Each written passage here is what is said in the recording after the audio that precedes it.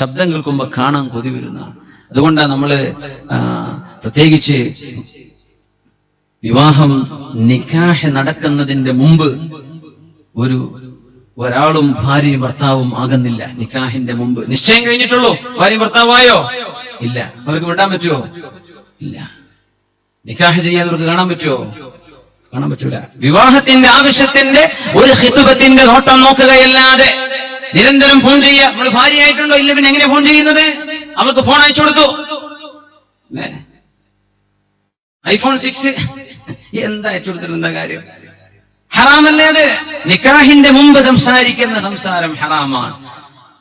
പിന്നെണ്ടോ നിശ്ചയം ചെയ്തിട്ടില്ല, അവളുടെ കൂടെ പഠിക്കുന്ന ഒരു ഫ്രണ്ടാണ്, ഒരു ബോയ് ഫ്രണ്ട്, ഇവളൊരു ഗേൾ ഫ്രണ്ട്, അവർക്കുണ്ടോ സംസാരിക്കാൻ പറ്റുന്നു?